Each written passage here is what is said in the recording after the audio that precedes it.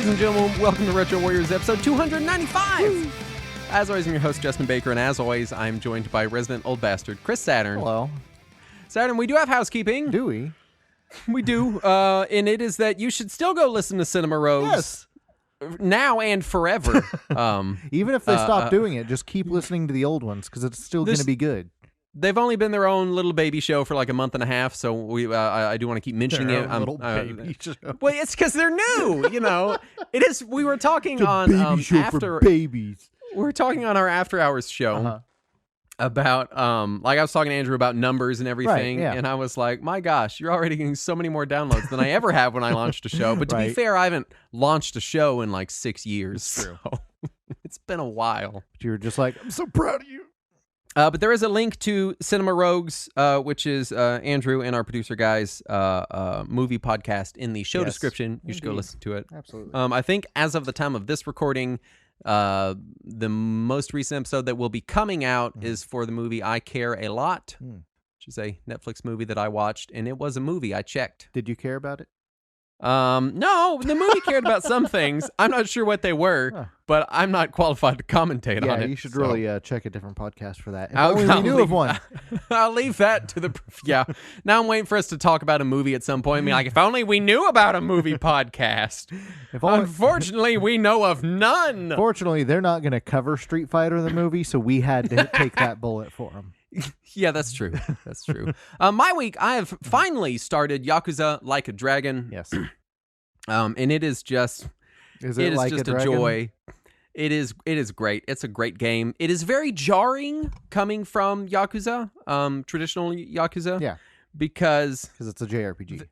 At the begin, well, it's not even that, honestly. Like that part, you kind of almost it falls. I don't know. I don't want to say it falls by the wayside, but you just acclimate. You're like, this is how this one plays, and then you just But it's it very much starts very Yakuza-esque. Very much in line with the other games, and then all of a sudden it pivots, which many of the Yakuza games do. Sure, but they usually also then pivot back. Right. This one is so far. Maybe it does later. It seems like it's not going to pivot back. It's like, hey, we're gonna onboard you. Look, we're doing the Yakuza thing. It's here for you. Pivot. Different game. Forget about all that shit. Here we go. Like a Dragon, new thing, which I like, because it really does. It jettisons a lot of baggage. It still has plenty of like cameos and throwbacks and little in jokes and stuff. But it jettisons because this is not Kiryu Kazuma from the previous Yakuza games. It jettisons all that. It's like bye bye. I'm worried about it when I get to it because in Japan, it's just Yakuza 7. Yeah, and I always have a real problem with game series that pivot genre real hard, and I'm worried that it's going to bother me. But I do love JRPGs, and that is the whole reason I bothered to give the series a try. Was because I was like, to get there, to get to that one. So I don't know. Now, to be fair, I'm very early in the game. I know it's a very long game. It is traditional JRPG length, so I've heard 50, 60 hours. All right, that's about what I'm spending on the rest of them. I spent about 25 on the rest of them, but so yeah, and so for all I know, it does pivot back, and I don't know, so I'm just putting it out there. I'm very early, but I really what is the most jarring is not having Kiryu. You have Ichiban, and Ichiban is basically the exact opposite of Kiryu. And at first, it's very jarring because you have this weird relationship with Kiryu because it's like he never acknowledges the goofiness going on around him. He plays the straight man in the game, and Ichiban is kind of in on the joke. He's in on the goofiness. He wants to be a part of it. And at first, you're like, no, you can't pull back that curtain. Stop. It's wrong that you're like this. Please quit. But then it becomes so quickly endearing, and it gives them this emotional availability that isn't there with Kiryu, because Ichiban's he is an emotional character, and I find myself caring at such a deep emotional level for every little side story.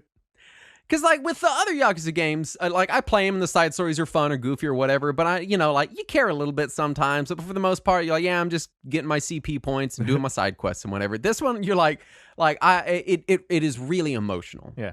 Really very, very emotional. And it's very emotionally available, Nice. I think is what I'm trying to say, for you to connect with. Because, Nice. and it might also help that they're all grown adults in their, like, 40s and later.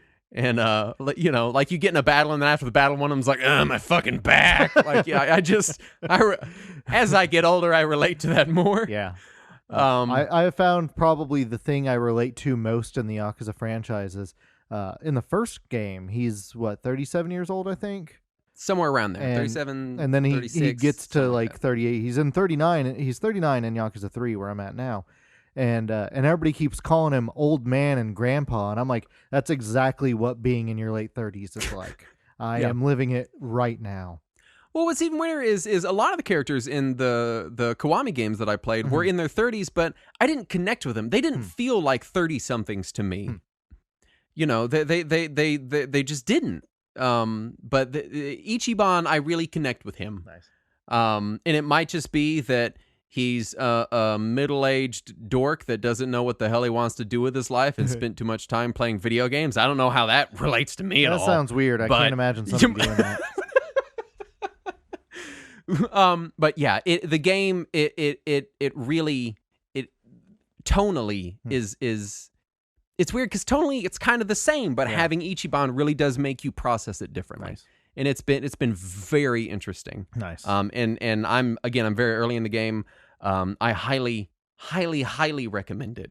Nice. So far. Maybe it gets terrible later. I don't know. But so far, man, what a blast. Excellent. Just so much fun. Yeah, I'm looking forward to getting to it. I'm still on Yakuza 3 though at this point. I am about 55 hours in. And I'm in chapter 6, I think, out of probably 13, I think. Okay. But I've done almost all the side stories now. I think there's like 20 left. So the rest of the game should be mostly a rush. But I don't remember if I had started it the last time that we were recording or not. I think you might have just barely started it. Maybe? It's a little jarring because it's such a step back because it's very much a PS3 game. An early, well, Kiwami 1 and 2 are full-on remakes, Right. and then they're like, okay, here's Yakuza 3. It's just been kind of up-res. Yeah. Kiwami 1 was PS3 and PS4 when it originally came out back in the day. So it technically was capable on PS3 hardware of running, but it was a very, very late PS3 game since it was also on PS4. Whereas Yakuza 3 came out more than 10 years ago now. And it shows at times. It still has the same charm as the other games and the same general structure, but it definitely feels like an older game. But my favorite part is that the AI for just the random pedestrians and stuff does not know if you're in a cutscene or not. So like I was in this emotional cutscene earlier, and this woman just starts like walking into Kiryu's chest and won't stop. And so I had to record a clip of that. It's just dumb as hell. But then there's also some glitches. Like I tried to throw an enemy and they levitated 10 feet up into the air for some reason. Just some dumb stuff like that. But the story starts out just drastically different to the other games in the series because it's Kiryu having moved to Okinawa to run an orphanage. Yeah, which I'm kind of okay with because Kiwami 1 was great, and or not even Kiwami, just Yakuza 1. The story was really good, and the story in Yakuza 2 is just kind of like, hey, we did it's again. It's there. It is again. Yeah. You know, it felt kind of samey by the second one. By the time that that the actual story has kicked in, it does return to some familiar faces and places, but it is not going the direction that I expected it to so far. Anyway, I'm still got plenty of story to go, so I'm interested to see what ends up happening there. Yeah, for sure. Yeah, for sure. Let's knock some news out. Okay. Because there's a bunch. Now that we have had Yakuza talk for the week. Yeah. SNK announces a Neo Geo Pocket Color collection for Switch featuring all 6 Neo Geo Pocket Color games that they've ported to the system so far. Man, I hope Please it goes buy physical. Everyone, please buy it. Please buy it. I want more Neo Geo Pocket Color games, please. Yeah, there's no word on physical for it yet. Right. And so far it's just the 6 that are already available. But a couple of those had just recently become available. So true. If you hadn't gotten them yet, then now's the time. Forest of Illusion discovered and released a prototype of Dinosaur Planet for the N64, the game that would later become Star Fox Adventures on the GameCube. Yeah, which it looks neat, and it definitely looks like an N64 game. But it does look neat, and it is weird to see how they got to where they got. But it looks like they already had a lot of their decisions made by that point. Right. But it's still worth checking out. Definitely, if you are a Star Fox fan or just interested in N64 prototypes, definitely. I remember when Star Fox Adventures came out, everyone was like, "It's a good game. It's not a good Star Fox game." Like I remember that was kind of the complaint. It was like, "Why is this Star Fox?" Although I guess you could also like point at Metroid Prime and be like, "Why is this Metroid?" That's exactly how I felt about Metroid Prime. And in fact, most of the first-party GameCube games, I remember telling people, like, these are all excellent games. I have no idea what they have to do with their franchise. Yeah, which we'll talk more about later. Video of Sunsoft's WCES 1989 presentation has been found, including footage of their NES Terminator game, which would later be turned into Journey to Silius. Yeah, I don't remember if they lost the Terminator license or if they just decided it wouldn't make for a good NES game. Yeah. But Journey to Silius is still a good game. And it's just that, but with a Terminator skin. But you do get to see all of their shitty, like, cutscene graphics of Terminator robots and stuff, which just looks hilarious on an NES. There was later a Terminator NES game. I believe there's a T2 NES game. Is that might be what I'm thinking? I think I could be wrong, but if I remember right, that's what eventually came out. Yeah, I kind of wish Terminator went the Alien naming route, and it was like Terminator, and then the second one they just called Terminators. Yeah, there's more than one now. Another Soulja Boy console is coming. We'll see how long this one's able to be legally sold before being removed from the market for being illegal. It looks like I was wrong. There was a port of the PC Terminator game to NES. Okay. Yeah. Okay. EA has filed a patent to allow cloud streaming of games while waiting for them to download, which is great. Yeah. But I don't know why I download an EA game, so that's my second problem. What if they got distribution rights to somebody else's good game, though? Then it would, by rights, be an EA game at that point. Right. So we're back at square one. That's a good point. No, I like this idea. I think this is a wonderful use of cloud streaming in a way that appeals to people like me that don't really have the option to cloud stream. But hey, if I could like play it low res and get through the intro shit while it's downloading, right. I'm all for that. That's great. You know, now that you phrase it that exact way, I am less in favor of it, actually. Not because I don't want you to be able to play it, but because... Sure. But for me, often the first part of the game, the intro, is the biggest spectacle of the game. It makes me wonder how many EA games you've played in recent years, Seth. None. But most games anyway, most story-based games anyway, there's that big spectacle opening cutscene when you first start a game. And I fear that if it were cloud streaming, it is more likely to be at a lower resolution or maybe not support HDR or something like that could end up hampering that experience. I don't know. For me, the beginning of games is always tutorials, and it's like, I don't care if this looks like shit. And if the cutscene is going and I'm like, oh, I do need to watch this, I can just YouTube it in 4K later. That's fair. Easy enough. Yeah. But yeah, I see what you're saying. Yeah. Sony Pictures Television working with writers of the Deadpool movies on a Twisted Metal TV adaptation. Weird. I'm sure there's no way that can be bad. Certainly not.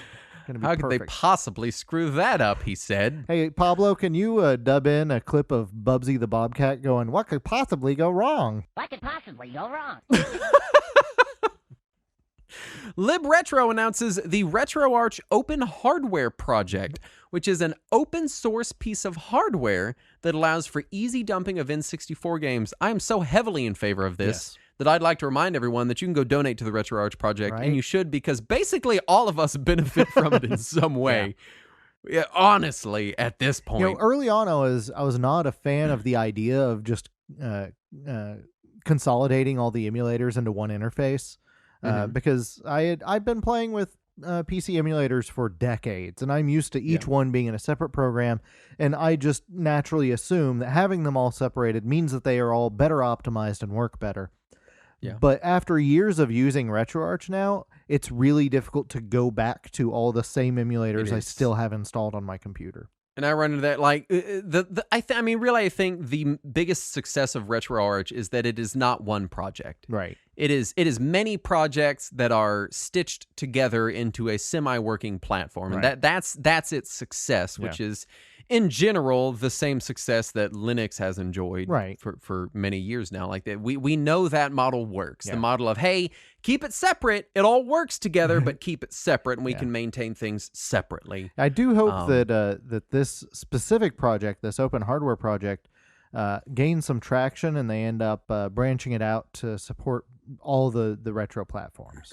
I think that would be excellent.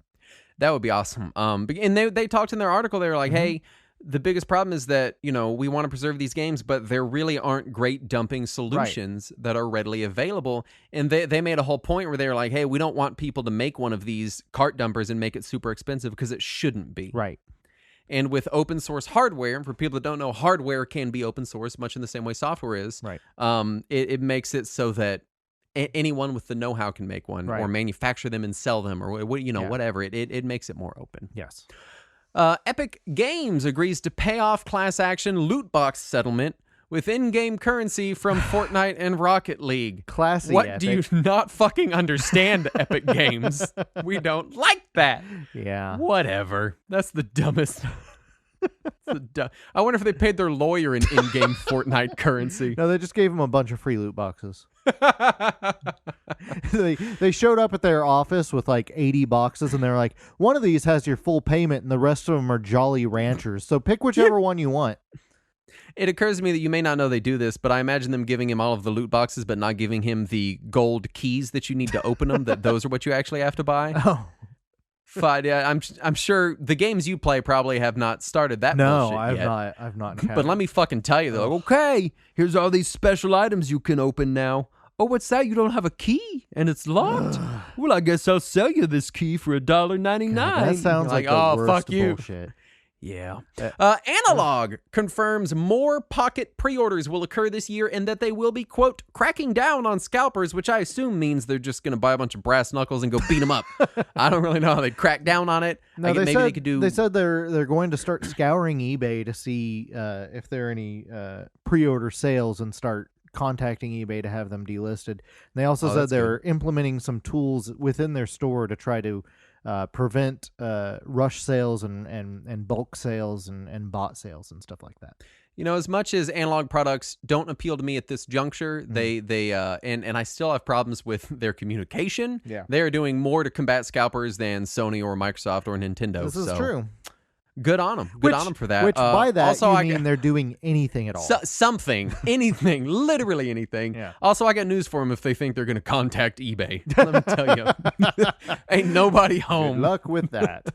You can report things, they just won't ever look at it. Yeah, I can report things by shouting them out my window. That's technically reporting, Saturn. Sony announces a next-gen successor to the PSVR for PS5, shocking nobody. Which will also sell out PSVR instantly. Was relatively successful, so I the hope current they keep doing it. PSVR does work on PS5 and supposedly supports PS5 games. So I think this is just going to be like a higher resolution or more powerful one to be able to support a little bit better than what the old one did. Tony Hawk's Pro Skater 1 and 2 remake is coming to Switch. The Vicarious Visions developed Activision title is going to be coming out. So that's cool. I wonder how well it's going to run. But I guess that's always the question when they announce a Switch version of a game. Well, I mean, those games run on N64. Surely they can make them run on the Switch. Oh, Saturn, the remake don't. Let me tell you that much. I get that. I played it on my 1S, and it was like, hey, buddy, maybe slow down a minute. Sony kicks off a second year of Play at Home, an event encouraging people to remain indoors by giving away free games from March through June. Right now, free is Ratchet and Clank. I don't know if they announced the next one yet. They have not yet. Excuse me. Vitor Villela has made a ROM hack of the SNES port of Race Drivin' using the SA1 chip, increasing the game's output from 4 FPS 1, 2, 3, 4 to 30. Who thought 4 was a good idea? Who's like, it's Atari. good enough? Atari. It's good enough. Just It's pretty put close to the 4. arcade version, honestly. You know, I can make a flip book that is better than 4 FPS. I think the arcade version of that game is like 10 or 15 FPS. Oh my God. This was very, very early polygonal graphics. This was super early. And at the time, the fact that it ran on the Super NES at all was seen as just fucking revolutionary when it first came out. But it's 2021 now, and nobody wants to play a game in 4 FPS. No. So good on him for updating it. This is probably the SA1 up conversion that he has done that I am least interested in of all of them, but it is exciting that he is still doing them. Right. First 4 Figures announces a life-size Samus helmet for the 35th anniversary of Metroid. Which is already more than what Nintendo's doing for the 35th anniversary of Metroid. Yeah. EA and BioWare announced the end to Anthem. Oh, no. Bye-bye, Anthem. It's gone. That was short-lived. Finally, Arby's to feature Shovel Knight in their kids' meals. How? Okay. Scale of 1 to 10. How likely did you think you were going to be to talk Arby's on this show? First of all, I know it's not a popular opinion, but I fucking love Arby's. Oh, you're the one. Arby's is great. I love Arby's. Love that they got their fucking like the menu, and it's like you can get 5 things for $5. You pick whatever you want. They got the fucking thing that's the cheddar and the roast beef, and they got the one that you dip it in the sauce, and they got the turkey bacon ranch. I like Arby's. You know what? They make a good Reuben too. I'm just gonna say it. I'm gonna put it out there. They make a good Rachel too. Anyway, my dad and my brother were such huge fans of Arby's when I was growing up. Curly fries. That they would constantly try to talk us into going to it. I could not stand it. And so I didn't know that Arby's was kind of a meme, like everyone hates Arby's. I didn't know that was like a joke. Well, I thought I was the only one for a long time because I see it like TV shows, movies. Everyone makes jokes now of like, Arby's is bad. And I'm like, there's still a massive channel. Someone's eating there, obviously. Well, the first time they can afford Shovel Knight. Right? The first time that I saw it joked about on TV was one of the Simpsons Treehouse of Horror episodes, and I don't remember what the context was, but Lisa says, "I'm so hungry I could eat at Arby's." I remember that. And that it made me feel like I had a kindred spirit out there somewhere.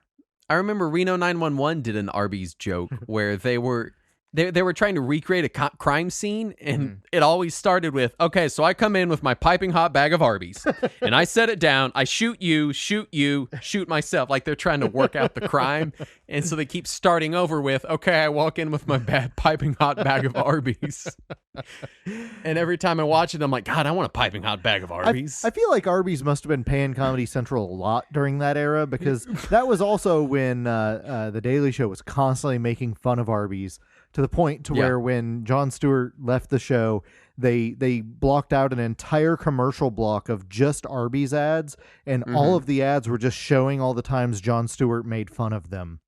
Yeah. So I give them credit for having a sense of humor. This is a video game show.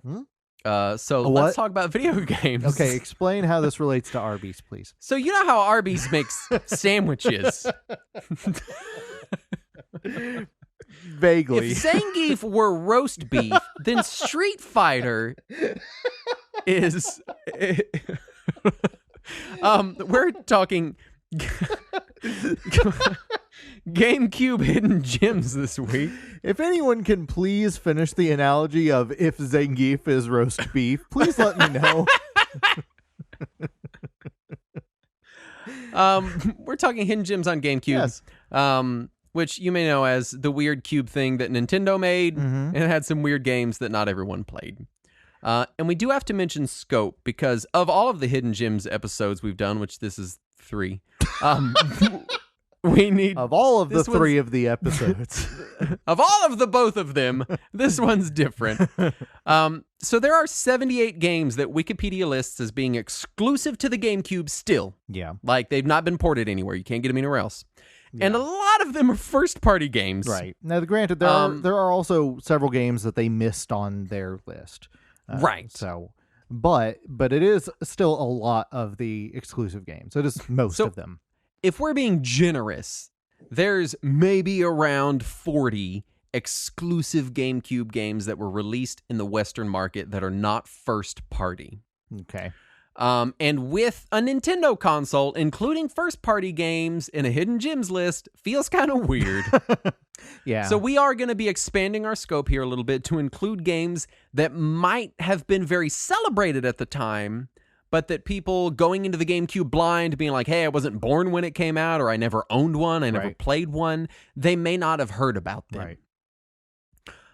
Because there are several games that are still stuck on the GameCube that if you didn't have a GameCube in the day, it's not been ported anywhere. Nope. You've probably not played it. You probably didn't hear about it because you didn't have one. Yeah. So there are going to be some. If you were around in the GameCube era or had a GameCube, you're going to be like, dude, everyone knows about that game. But I promise you, they do not. I have that problem on several hidden gems lists when I look around the internet. Not just our show. But like people will be like, and you might not remember that there was a second Bubble Bobble, and I'm like, what do you mean people don't know that? Yeah, you're over there like, who doesn't remember Mr. Mosquito? Right, What's exactly. fucking wrong with you? And it's like literally no one remembers. Yeah, I get that. People don't remember SOCOM, and it sold extremely well. But they just haven't made one in a long time. Yeah. But this specific list really hurt me because you had started it before I added to it. And when I looked at your list, I was like, how are any of these games uncommon or unknown? All of these are super obvious games. So it is strange for me to be doing this, and I worry that my specific perspective might make this feel like a less obscure list than it is. I do want to say that I because the GameCube library is so interesting, I feel like this might be our most exhaustive hidden gems episode of the both of them we've done. So maybe we can model future hidden gems episodes off of this one so that this doesn't have to be unique. There you go. So also a note on Nintendo's first party games on the GameCube. This was a weird time for Nintendo. Yeah. Now Nintendo constantly has weird times, for the record. They do. Yeah, but they're kind of just really a series of weird times stitched together into a company. But if you're looking at the grand scope of Nintendo as a developer of video games, it felt like there was a pretty steady trajectory between their arcade development, NES, Super NES, Game Boy, N64, Game Boy Color. It felt like it was all going roughly the same direction. And then it feels like after the GameCube, they shifted away from what they did with the GameCube to like, hey, let's do some maybe more regular stuff. How about a regular Donkey Kong Country? How about a more regular 3D Mario? Hey, look, Twilight Princess. Well, I guess Twilight Princess was on GameCube, but it was a Wii first game, I feel like. No, it was touted as the big new GameCube Zelda for years before it came out. Really? Oh, yeah. Yeah, that was a huge thing. It was supposed to be, this is the real Zelda for GameCube, and then it kept getting delayed and delayed and delayed. Pretty much the exact same thing as what happened with Breath of the Wild on Wii U. Also, the runaway success of the PS1, PS2, the failure of the Dreamcast, the Xbox, Microsoft entering the market. Right. Nintendo kind of, I feel like they questioned themselves a little bit. And you wrote here that they doubled down on what makes them unique, or they thought maybe they should. Yeah. And I would definitely say they doubled down on uniqueness. I don't know if they doubled down on what makes them unique. That's fair. Wait, hold on. Are you saying that Donkey Konga doesn't meet the expected trend? Stringent Donkey Kong requirements. Even the sequels to big Nintendo franchises in the GameCube era were very different. And they're almost all of them. I would say Nintendo's first party offering in the GameCube era is interesting. You should look at it. Yeah. They are unique, and the GameCube does feel distinctly different from Nintendo's other major consoles. And it really does. And we are going to mention several first party games in this list. Yes. Not more than we normally would have, really. Normally we would mention zero, but some of them we kind of have to. Yeah. Now, we're not going to be jumping into Marios or Zeldas or anything like that, but we will. This Mario has got a jetpack thing. And this one's Mario Party, but it has 4 after it. Hidden gems. That's what we have to do now. We have to yell hidden gems after every game. Gems. like we're on a Nickelodeon game show. We do have a section just for RPGs. Yes. Because people very often say the GameCube did not have RPGs. People said Which that at the kinda- time too. It almost didn't. Yeah, it really didn't. Kind of. So we do want to kind of highlight all of them. Almost all of them are here, all the major ones that are worth playing, except for Paper Mario. We're not going to mention that. Everybody knows Paper Mario. And first up on this list is the one that I feel is the most notable and the one that maybe least deserves to be here, but I feel like it definitely should be because that's just my perspective playing with me. Yeah. That is Baten Kaitos, which they made 2 of. Released in Japan, December of 2003, North America, November of 2004, in PAL territories, January, February, March, April of 2005. I had to count the months. Forgot them. I should write down months instead of numbers next time, shouldn't I? This is developed by Monolith Soft, published by Namco, and the second game was a prequel. It came out in 2006, Baten Kaitos Origins, and it was published first party by Nintendo. This was a very celebrated RPG when it came out. It was an RPG when it came out. GameCube fans were like, hell yes, an RPG. Let me tell you, as a GameCube fan, I was not. Really? Oh no, I tried it and was like, I don't want this, and I immediately returned it. But I mean, it got okay reviews. People seem to like it. Okay, I don't know anything. This is the one this was on my list, and I didn't have time to get to it, so I've not played it. I know nothing about it. I am not a fan. It's been years and years and years since I've even tried it, so I'm not going to try to speak about it in any kind of authoritative voice. But it just didn't click with me. I want to say there was some sort of card element involved, and that also turned me off. But, well, you may be thinking of our next game, possibly. Which I also did not enjoy. It is an RPG on the GameCube. Yeah. I don't know that either of us recommends it, and honestly, I'm not even sure why it's here, but it is an RPG, and we were looking for some, and there weren't a lot. But I did play Lost Kingdoms. There were 2 of these on the GameCube. Yes, sir. This came out in April of 2002 in Japan, May of 2002 in North America, and August of 2002 in PAL territories. It was developed and published by From Software. Yes. Internationally published by Activision, and did receive a sequel in May of 2003 called Lost Kingdoms 2. It's so boring. Oh, man, what a fun game. What a fun game. I'm sorry. Because what I expected was it was going to be a JRPG and there was some kind of card game element. This is not. No, this is a card game that they've kind of stuck an RPG into. Yeah, it doesn't even feel like a JRPG. It just feels like... Well, it feels like a JRPG in that there are menus, random battles, and you traverse a larger kind of overworld thing. But beyond that, no. Yeah. Definitely not. It feels kind of action RPG-y. The battles are real time. Yeah. And you've got a deck of cards, and you run around kind of solving overworld puzzles and experiencing... and it is level-based, too, which I like. It feels a lot like From Software's RPGs on the PS1 and PS2, but with cards mixed in. Yeah, I could see that. It feels it's weird. The puzzles are kind of Zelda-y. It's like, okay, light these 4 torches to open this door, and then push all these buttons behind these boxes. But the whole time you're hitting random battles, and in the random battles, you're real time having to cast cards. Yeah. Some of them are attacks. Some of them summon monsters, Pokemon style. Yeah. I thought it was really fun and interesting.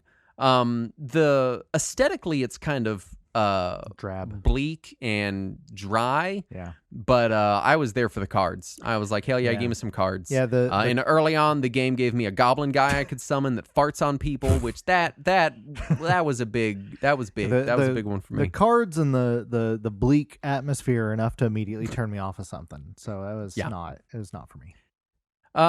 Evolution Worlds came out in Japan, July 2002, North America, December 2002 in PAL territories of February 2003. This is developed by Sting, published by ESP, Western release by Ubisoft. Tell me about this, because I've never played this one. So this is more your traditional JRPG, and it's possibly the only traditional JRPG on the system.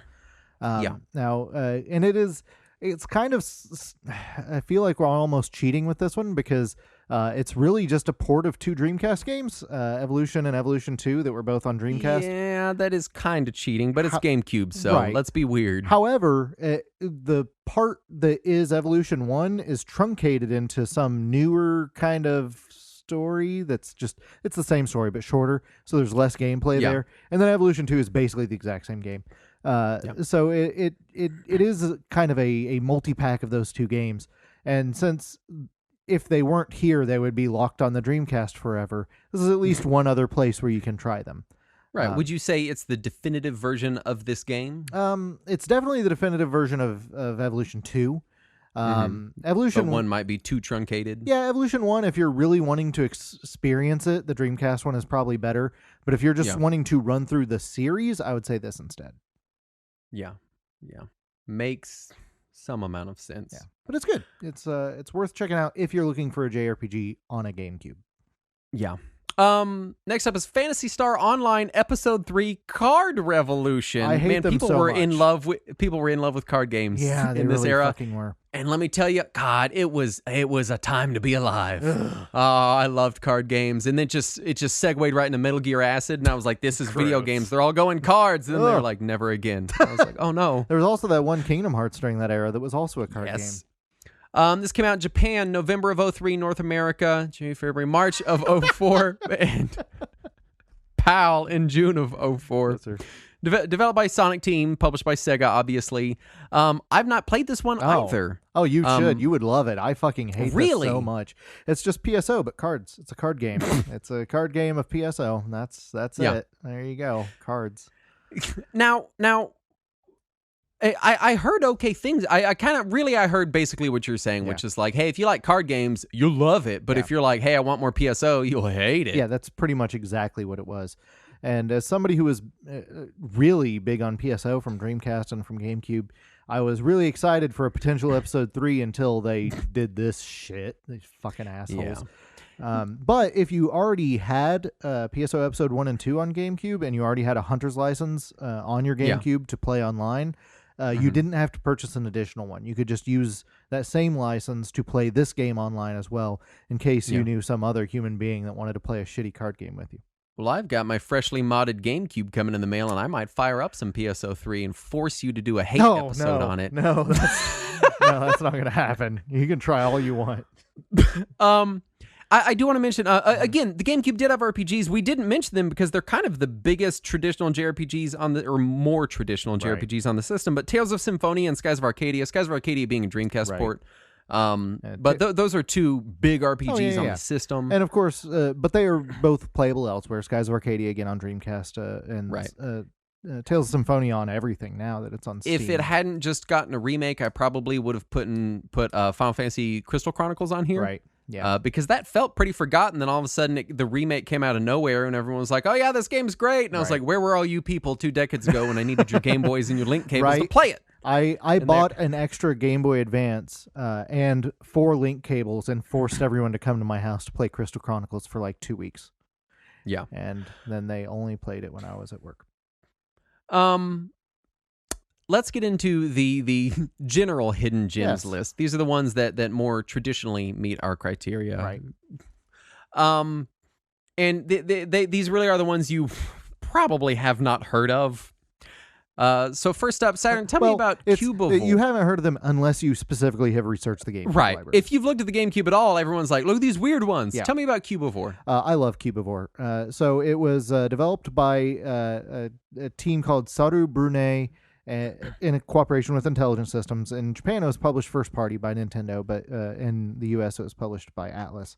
It came out in Japan February of 2002, in North America November of 2002. In Japan, it was called Animal Leader, and they did show it off in all the early GameCube marketing stuff. And they showed it even in the English language marketing stuff as Animal Leader, and it was this thing coming out. And then right before the console came out, Nintendo was like, "Oh, we're not going to release that outside of Japan. We're not. No, that's not coming out." But it did show up in Smash Brothers as a trophy that you could unlock. This is the one that shows up on every hidden gems list. This is kind of, everyone's like, "Oh, you think GameCube was weird? Have you played Cubivore?" Right. I love Cubivore so much. So you play as a cube with a mouth and a flap that you use to move around, and you eat other cubes, and then you find a cube to mate with, and you mate with the other cube, and then you have a baby cube, and you hope that your baby cube based on all the stuff that you've eaten, evolves into a better cube than you were, and then you immediately die because you had a baby. It's just like real life. I hope my baby cube evolves into a better cube than me, and I feel like I'm going to immediately die. So. Well, your child is already alive, and you haven't immediately died yet, so you're okay. You're okay for now. It's a really fun game. I like it. It's inventive. It's cute. It's extremely expensive now. Yeah. Please pirate it. Right. Don't pay them the money. It's not worth the money they're asking for. Well, and really, the people who made it aren't making any of that money anyway. So just go pirate it. Now we have Odama. Yeah. And I love Odama. Yeah. It came out in PAL territories in March of 2006, in North America in Japanese territories in April of 2006. It was developed by Ute Saito's Vivarium, published first party by Nintendo, and it's just your average feudal Japan themed microphone controlled tactical pinball game. Of course. Nobody has one of those. I love this game. It is impossibly hard for me to do. It is the video game version of like patting your stomach and scratching your head. So it's not just a pinball and microphone commands. Mm-hmm. It is an RTS game. Yeah. And on the field, you have some guys that are carrying a bell, and you're trying to get the bell through the gate on the far side of the playing field. And you have an Odama, which is a giant metal ball that you hit with these giant metal flippers. So there's like 10 different voice commands that you eventually unlock. So you're having to play an RTS completely with your voice. And I will say it is very responsive. It does work very well. That's good. And then you're also having to play pinball, but it's not just pinball. You're not just like, oh, I got to keep the ball in the arena. Your ball can squish your guys and their guys. So you're having to play tactical pinball while giving a completely unrelated RTS game voice commands. Yeah. And you can hit your bell to hurt all the enemies around you, but then there's pickups. Yeah. So like, oh, you need to unlock this gate, or you need to unlock this gate. So you have to unlock the gate when you get to it, but there's a hill, and the people carrying the bell can't go up the hill, so you have to smash open this building and find a ladder, and you have to put some guys on the field and voice command them to the ladder to get the bell up the hill. It's insane. Yeah. It's the most insane thing I've ever played. And this was the second voice commanded game that Yu Saito had made after... What was the first one? Seaman. Oh, yeah, of course, Seaman. Yeah. Yeah. And I Someday can't recommend we need to do an episode on just microphone-based games. I've actually never played Seaman ever. Oh, man, it's dumb as hell. But I have to get a microphone for my Dreamcast to do it. We could do Seaman, we could do Hey You Pikachu, we could do Odama, and we could do Lifeline. That's it. That's the four. Do Hey You Pikachu so bad. It is. It barely really functions as a game. I sold my copy last year because it doesn't work. Lifeline is worse. It's still pretty cheap, even with the microphone. It can be had for like the $20-$30 range. Nice. I highly recommend it just because it is unlike anything else you will play or have played. It's so bizarre. It's so fun. And you can play it on a Wii if you don't have a GameCube laying around. Yeah, and it works fine in Dolphin. Yeah. And it takes itself so fucking seriously that you cannot help but laugh at it. It's so goofy. We haven't talked about Yu Saito since our Sim Tower episode, have we? No, we have not. Weirdo. I don't believe such a fucking weirdo. Saturn, tell me about Doshin the Giant, which you may recognize is wasn't that published on the N64 originally? No, or the DD, the disc drive. Was there not okay? Exclusively in Japan. It was on the N64 disc drive. So it's a port. Yeah, it is an upgraded port of a 64 disc drive game, but since the 64 disc drive doesn't count as a console, I'm considering this an exclusive. And this one didn't come out in America. It was Japan March of 2002 and PAL in September of 2002. Yeah, I had imported the PAL version. Actually, I had traded a friend of mine a copy of Mega Man Anniversary Collection for it. And I've never played more than a few minutes of Doshin the Giant, but I've always heard that it's just people may not know that this was a genre because I kind of feel like it's not anymore. This was a God game. Yeah, it's a God game.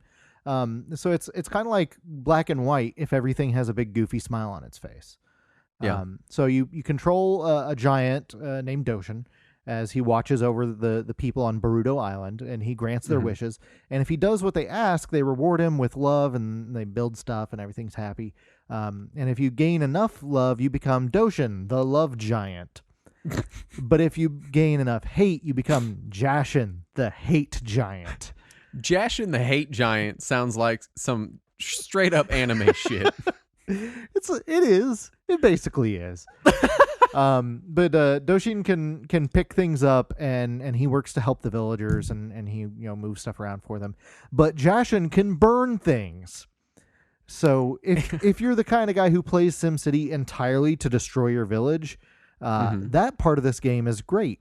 But if you're like me, who always wants to optimize everything and have the perfect town at the end of SimCity, this game can get really difficult and frustrating really quickly, because you only have to miss a couple of things that people say, and then there's one asshole on the other side of town that'll start hating you. But it is adorable, and it's weird, and it's fun, and it was the first thing that I played with my freeloader on my GameCube, because that was a thing back in the day. You could pretty easily get a freeloader to play import games on a GameCube, unlike prior systems.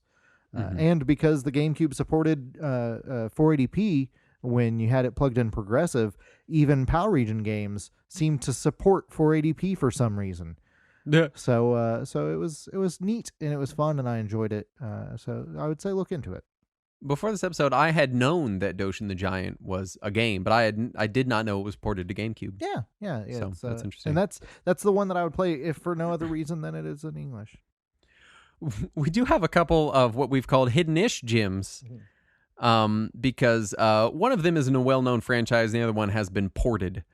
Well, they're both well-known franchises, I would say. I would absolutely not call both of these well-known franchises, Saturn. Okay. That'd be like if someone was like, okay, you know Zelda and Pepsi, man? And you're like, yes, I know those well-known franchises. Well, the first one is Zelda and Pepsi Man. The first one iconic duo. Bomberman Generation came out in North America and Japan in June of 2002, PAL territories December of 2002. And it's Bomberman. It was developed and published by Hudson. North American release was published by Majesco. PAL was by Vivendi Universal. And I had never even seen or heard of this game. Weird. Like almost everyone I knew with a GameCube had this game. I put it on the list, and you were like, what? You hadn't heard of Bomberman Generation? And then you found it on a list of like games no one played on the GameCube. Yeah. It really just boggles my mind.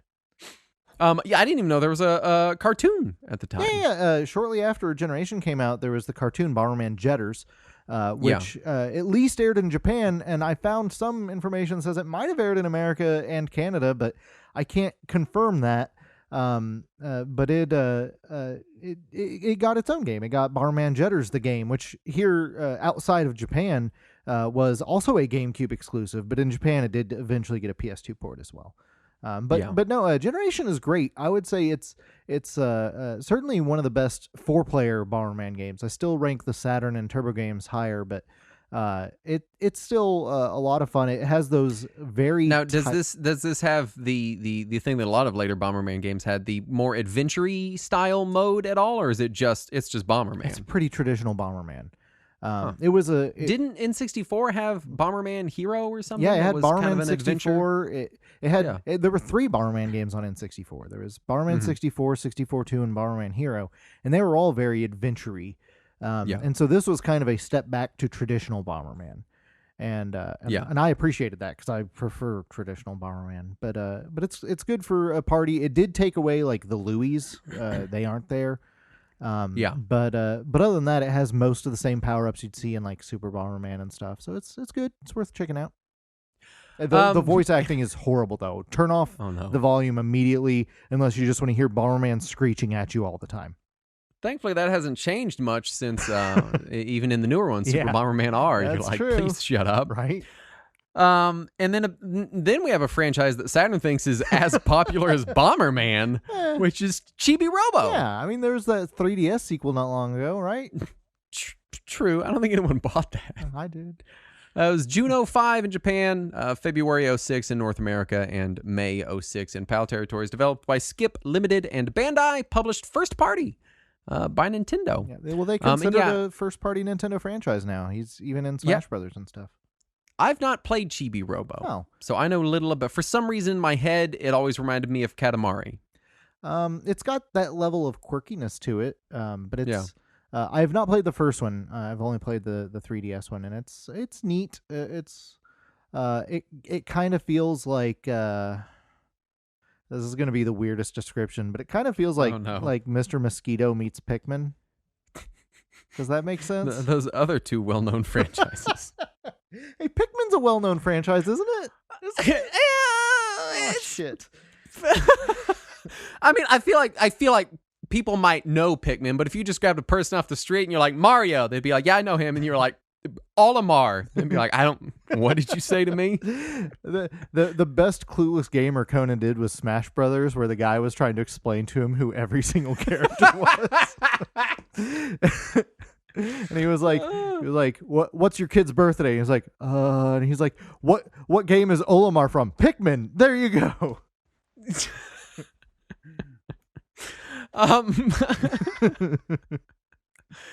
Then we have hidden, but not necessarily gems, and I disagree with your rating on some of these games. Some of these I'll give you. I know little enough about, but I saw that they were not particularly well received, so I just shuffled them down here. Right, but because really it reached a point when we were picking games for this episode that I was like, all right, I just need to look at every non-first party game on this GameCube exclusive list that scored higher than a 7, because that's where I am, and then I had to lower my number to a 5. This first because one, again, in case it's not become clear, the GameCube really lived and died on its first parties, and at the time, its few exclusives that have now been ported to death. Right, and also there were some good multi-platform games on the system as well. They did really well at the time. Tell me about Darkened Sky. Man. It came out in North America in November 2002 and PAL Territories May of 2003. So I have to mention this one because I knew somebody at the time who thought this was the best game on the GameCube. Like, hands down, swore to me. I've never even heard of this. Oh my God, it's so bad. So this is, it was developed by a company called Boston Animation, and if anybody who works at Boston Animation listens to this, I'm so sorry. I'm really going to rag on your shit. And it was published by Simon & Schuster, who you might recognize as a book publisher that doesn't make games. But for some reason, they published this. Is already going well. Oh, yeah. So it's basically a budget quality Zelda style kind of game, and you play as a woman named Sky who looks for her mother with just janky gameplay and controls that don't work, but you can perform magical attacks by using Skittles brand candies. I'm sorry. What? You collect Skittles as you're going through this medieval fantasy world. Why? Sometimes there's Skittles around. That happens. Why? And the best part is there is no Skittles logo on the box. So you have no idea going into it that this is going to happen. It's a Skittles game. And then you get like 5 minutes in and you see like this glowing purple Skittle that's the size of your head. And you're like, what? That has an S on it. That looks like a Skittle. That looks like a Skittle. And you go touch it and it's like, you got a purple Skittle. You're telling me there is secretly a licensed Skittles RPG on the GameCube? That's an action adventure, but yes, that's exactly what I'm telling you. That's what you're telling me right now? If you look at the back of the box, you have to look really deep in the fucking copyright information where it says, also, Skittles is copyright Mars Corporation. What the fuck? Other than that, there is no acknowledgement on the box whatsoever that you're about to play a candy-licensed Zelda clone. But as soon as you do start it, oh man, it wants you to know the Skittles are here, and they're here to stay. Does it have, like, the different kinds of Skittles, like the tropical Skittles? I don't remember. I didn't get far enough. I think it's just... now I'm upset. I think it's just standard rainbow Skittles. That's bullshit. And they all have different magic abilities. At least it was back in the day before they killed the lime Skittle. That's true. In the great before time. But if you're looking for the best Skittles-based action-adventure game on the GameCube, this is definitely it. And it was not on any other platform. So make sure you pick up the GameCube so that you can play your Skittles-based action-adventure games. Next up... It's just the list keeps being weird. I feel like a lot of hidden gems lists we did, it's like, hey, these aren't really weird games. They're actually good games that just weren't popular for some reason. This one, we're like, these are fucking weird, dude. We don't know what happened. Yeah. We have Billy Hatcher and the Giant Egg, which I was looking forward to so hard when it which came is out. not a sequel to James and the Giant Peach. That's true. It is a separate entity. That's a good point. It's not James's brother Billy who found an egg. It was James Hatcher and his brother Billy. It came out in September of 03 North America, JP and PAL territories in October of 03. Developed by Sonic Team, published by Sega, later ported to PC and Mac in Europe only in 2006. And this was Sega's big push. This is their big new... They're like, this is our new thing. Yes. Yeah, they were certain this was going to be their next big franchise. There were interviews with members of Sonic Team that were like, we're finally going to get a break from Sonic for a little bit because you're all going to love Billy Hatcher and his giant egg. Really fucking love eggs. And we hope you do, because the game is basically Sonic Adventure 2, but with eggs. Yes, it's basically There's eggs everywhere. Oh, it's yeah. Just... Like, if you just want to roll, raise, and hatch eggs, and sometimes they turn into power-ups, and sometimes they're little adorable helper animals. I'm not going to lie, as a virtual pet fan, having a very egg-centric game based around caring for and hatching eggs, really is up my alley. I'm starting to realize why I love the GameCube so much. It's all card games and egg games and Skittles. Like, I like all those things. Have you played Billy Hatcher? I feel like I've played a bit of it, but no, I've not put any time in on it. It's all right. It's not bad at all. I'm not going to call it a bad game, but it is so mediocre. Sonic Adventure 2, I would say, is a solid game built on a very mediocre engine. Because there's some problems with Sonic Adventure 2's engine. But Billy Hatcher is that same engine, but without as solid of a game on top of it. Yeah. So its faults shine through a little bit more than they do in Sonic Adventure 2. I don't want to shit on it because I know there are people that love this game and really do think that it's like this forgotten classic. But it's probably not the first game you're going to hunt for on the system. No, at the time, this was it was very popular. People I think really it was advertised incredibly heavily. Nintendo Power was like, fucking Billy Hatcher, dude. That's it. And everyone was like, no, I don't feel like that's it. And they're like, no, it's it. Well, I think part of it is Nintendo did not bring a ton of platformers to the GameCube like they had on the N64. And so they really wanted to keep that audience that wanted the platformers from realizing that if they just pivoted their head slightly to the right, they would see Jak and Daxter and Ratchet and Clank right over there. Yeah. So, and then at the same time, Mario didn't even get a regular platformer. No, which is Sunshine. It was weird. Yeah, Sunshine also came out over a year after the system came out. So there was a little bit of a wait there. And then they launched with a Mario game, which is Luigi's Mansion. Yeah. And it's not a platformer. Right. Next up, we have Custom Robo, which came out in Japan in March of 04, North America in May of 04. This is developed by Noise, published first party by Nintendo, and it's a custom Robo game. Yeah. There are several of them, but this is the first one came out in America. And this one at the time was a good seller. Yeah, I don't remember this one at all. I remember seeing it on shelves, but I know nothing about it, to be honest. And it's really you customize and fight robots. Yeah. It's basically what it sounds. It's like, hey, what if we made a mech game that was kind of kid friendly? Right. And is a way to think about it. I think this one and the DS one were the only ones that came out over here, aren't they?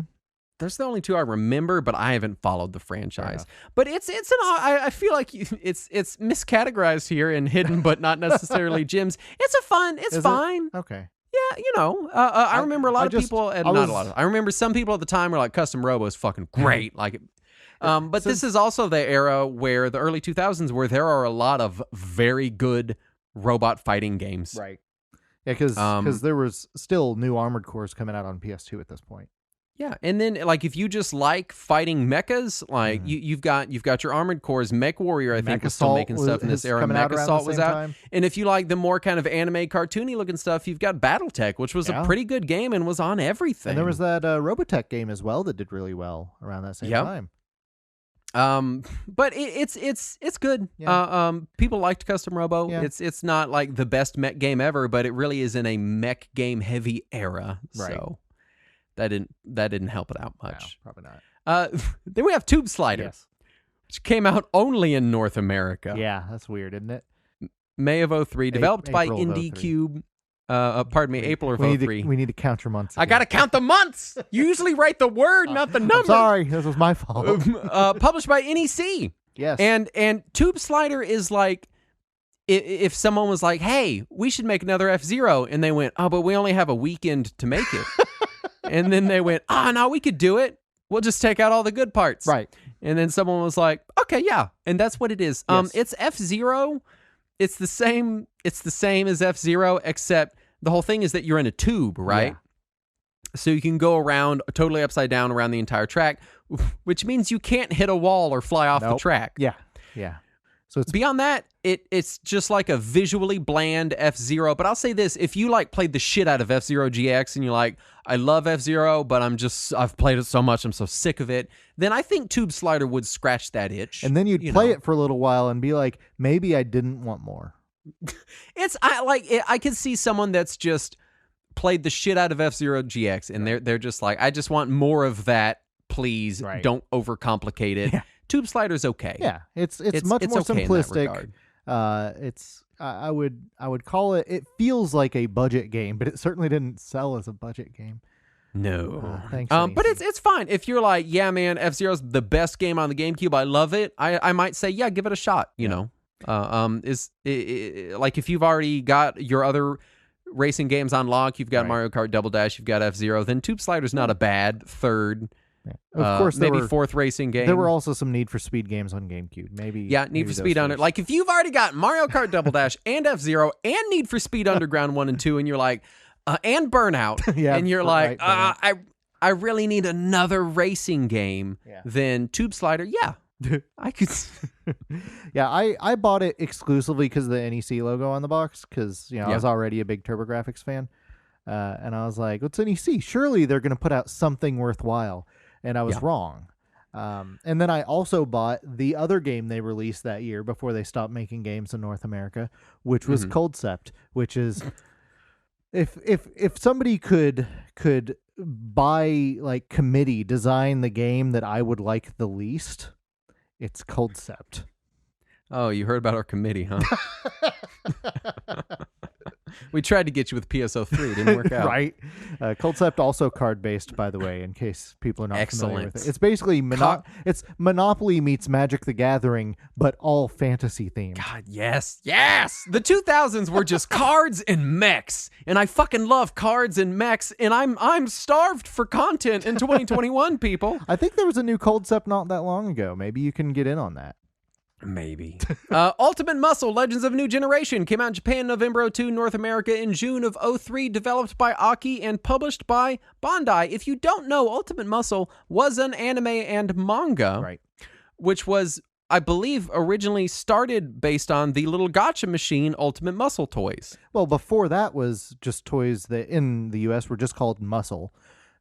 In Japan, they were called Kinnikuman. Which I don't know if it started as manga first or if it started as those little gacha toys first. I always heard that it was the toys, but I really know don't in the West it was the toys first. We had the toys like 10 years before we got any of the other media.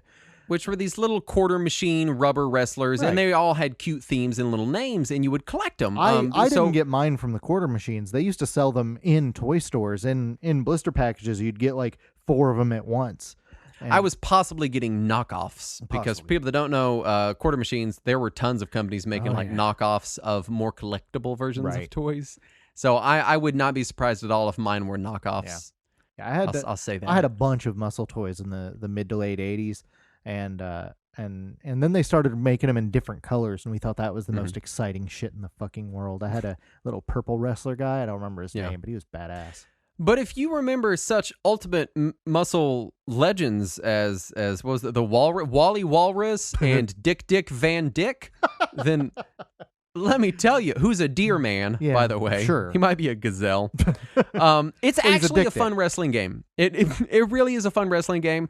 It's a good time. It looks good. It's very fun. It's got ridiculous anime style super moves. It's a good time, especially if you were into wrestling in that era, which was this era where wrestling had kind of turned into this overly serious and dark kind of, everything's like The Undertaker and Kane. Like it really was kind of a especially if you grew up with like 80s wrestling, which was a little more like Goofy. hair metal to the late 2000s Right. wrestling being more grunge kind of thing. Yeah. Like there was still goofiness certainly, but it felt a lot more serious. Yeah. It was a lot more like edgy, I think is the word. Maybe not serious, but edgy. It was very edgy. Then Ultimate Muscle is a nice wrestling break from that. Right. And I had a good time with it. I'd never played it. I saw that it got decent reviews and it was only ever on GameCube, and I downloaded it and actually really enjoyed it a lot. I would not recommend playing the NES game in the series. It's bad. Oh, okay. I won't. It's really bad. It's so bad. Also, Justin, the internet would like you to know that a Dick is a type of antelope. Oh, real? So he's an antelope. antelope. Well, Dick Van Dyck, the Antelope Man, is in there. Also, Wally Walrus is in there. They're all in there. There's also a guy that is basically the Shredder. He has some other dumb name. His name's like Terry or something like that, but he's the Shredder. Yeah, Terry the Shredder. Saturn, tell me what Ohinro-san is. Okay, so I had to find something just weird. I decided I was after it, and years ago I had read about this game, and back when every magazine was covering games you will never see in America, back when EGM was still in its first run, and this was one of those that they had mentioned. They're like, this is a game you will never play or want to. So it's a game developed and published by a company called Pin Change in April of 2003 in Japan. And it simulates the life of an 8th century Japanese Buddhist monk. And it came with a pedometer. Let me tell you, on the list of lives I would like simulated, Yeah. that is almost at the bottom. Right. It's pretty low. Yeah. So the game came with a pedometer as well as a walking mat, so that you could simulate him having to walk up and down the mountain to get like materials or water or whatever. And it would track how much you had walked to see if you had, I don't know, paid penance or whatever for whatever it is that you needed to monk about. It's such a weird concept, but if you look at the art, it looks very charming and light. It almost looks like like the kind of tone you get from My Neighbor Totoro. But when you listen to the description of what it wants you to do, it sounds like it wants to punish you. And I don't know why. Let me tell you, 8th century monks were really into punishment, so Probably, yeah. I feel like it's accurate. I feel like 8th century European monks were into punishment. I don't know about that's Buddhist monks. That's true. They might have been a little more zen. Yeah. And then we get to our final category, which it feels like a cop out. Yeah. So and we're running long, so I'm gonna just kind of fire Barrel through through some them. of them. Yeah. These are games that were obvious then, but as time has gone on, people talk about them less. Some of them are very popular franchises. But they were very popular on the GameCube. Yeah. But maybe you haven't heard of them because you weren't there at the time, or I don't know. First up is Star Wars Rogue Squadron 2 and 3. Yeah. They are Star Wars spaceship battle games. They're very fun. They're very good. They were made by Factor 5. Some of the best looking games on the GameCube. Oh, fantastic looking games. And they were huge. Oh, I feel like they were huge system sellers at the time. Yeah, Rogue Leader was one of the best selling games when the system came out. Kind of the spiritual successor to it is probably Squadrons now, which came out last year. Right. But these were a big deal, and I feel like they get less and less talked about as time goes on. I had almost forgotten they existed till I was looking up exclusives on the system. Nintendo's forgotten the next game on our list, which is F-Zero GX. I feel like as time rolls on, F-Zero gets more and more and more forgotten, and it's a shame because it's such a cool franchise, and F-Zero GX is hands down the funnest F-Zero game. Just to note how much Nintendo loves F-Zero, they have published a new Mother game more recently than they have published an F-Zero game.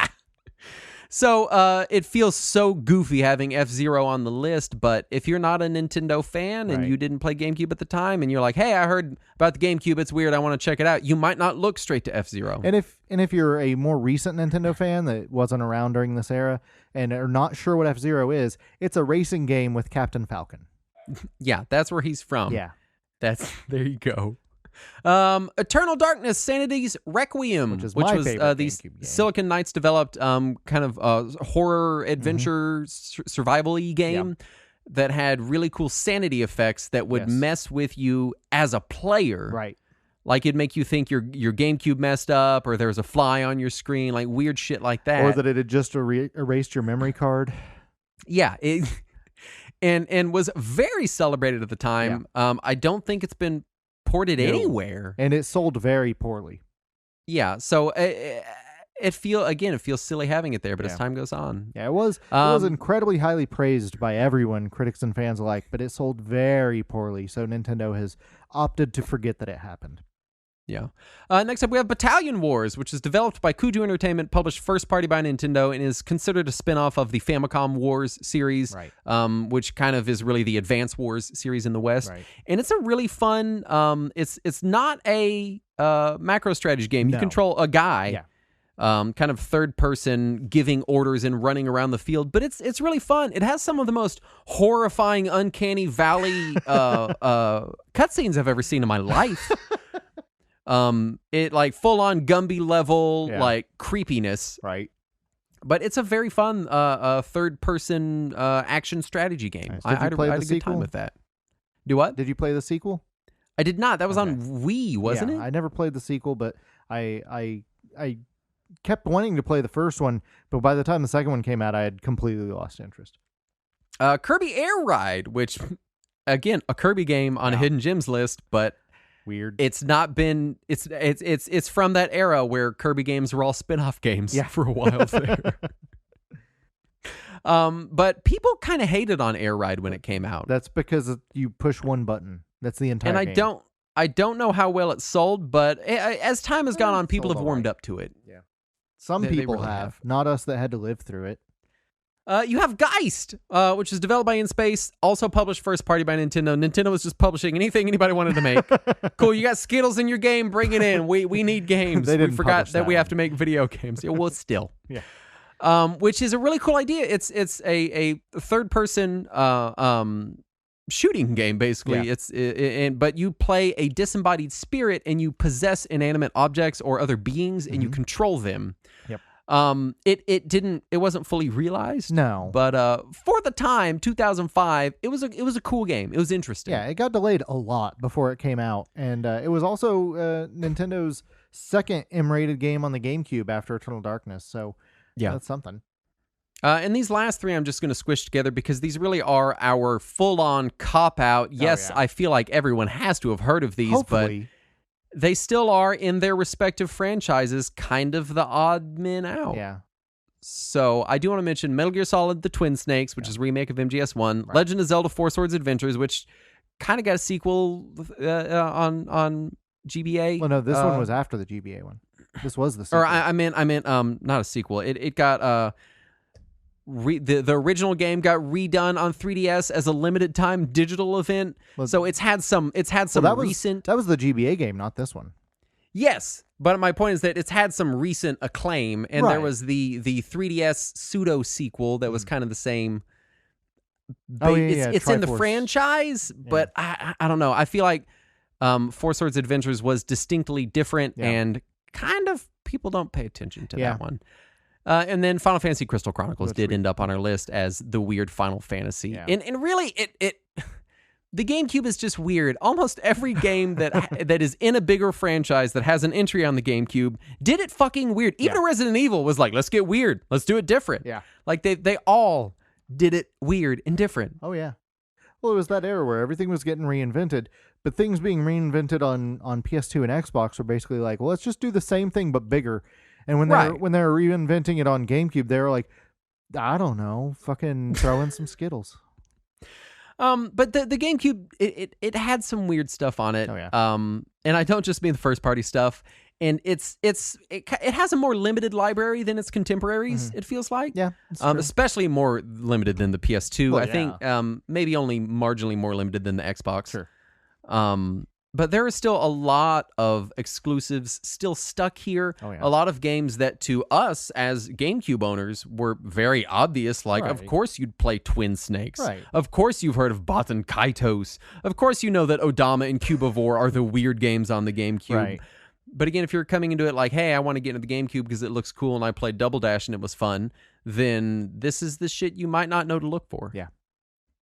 And there ended up being this ended up being the longest list of our 3 Hidden Gems episodes. I think because we were like, well, we can't really do it the way we used to do it, so let's just do a bunch of mini lists. Right. And, but if there's anyone, a lot here. If anyone plays Ohinro-san, let me know what the fuck it is. I'll have to know. I'll play it. All right. Will you import the pedometer and walking mat for it? I mean, I'm bad with money, so probably. All right then. That's GameCube hidden-ish gems and weird stuff, Yeah. I guess. Possibly I feel forgotten like we almost GameCube games. I feel like we didn't even put Donkey Konga on the list, which I feel like that was us really holding ourselves back. I felt like Donkey Konga was that one that everybody remembers as the dumb, goofy GameCube game. Just because bongos were everywhere for a while. You couldn't go to a used game store without a stack of bongos they couldn't get rid of. And then there's other stuff that didn't end up on the list, like Beautiful Joe's a great example. Yeah, but it's on PS2. It is. It was ported, but were both of them ported out of GameCube? Because there was Beautiful Joe, and then was the other one, Red Hot Rumble. There was the third one, Red Hot Rumble, that was. I think that might have been GameCube exclusive, or maybe regionally GameCube exclusive. Yeah. Anyway, that's GameCube Hidden Gems. Yeah. There are a lot of them. Yeah. Go play some of them. I think the biggest surprise for me in this list was probably Ultimate Muscle. It really ended up being a good time, and I went in just expecting some trash anime licensed game. Maybe that's because you haven't played the Skittles game yet. Maybe. I need to go check out Skittles, an action RPG Zelda clone adventure. And also all the card games. Yeah. Anyway, if you like the show, then great, and we have a Patreon. That is Patreon.com/Retro Warriors. You can get uncut versions of this show. You can get our spinoff show, Talking Wizards. It's a good time. We would love to have your support. Yeah. It would mean a lot to us. If we mean a lot to you, then that's how you can repay us. Or if you don't want to do that, then you can just go and rate and review us on iTunes or your podcast aggregator that you use, except for Google, because Google doesn't know how to work a fucking RSS feed. I don't know how they broke it so hard. But yeah, it would mean a lot to us if you would consider supporting us and leave us a thumbs up or a star or whatever your platform that you're listening to us on has. That would be very helpful. Definitely. Anyway, and we would also like to thank our following patrons who made this episode possible. And I can only assume that they exclusively wanted to hear about 8th century monk walking simulators. Pretty much. So we that's would what like people to thank, subscribe for. We would like to thank Brian Kim, David Martin, Gary Heather, Grady Haynes, Keith Reynolds. Oh boy. Mark Schwickendiehoffmeyer. M. Pitts. I'm so sorry if I ruined that. Retro Video Game Zone Jason. Thunder, Thundercats, ho! And Vince the ShamWow guy. Oh, good old Vince. Always supporting his local podcasters. Anyway, thank you so much for listening. We'll be back next week. And as always, let us cling together.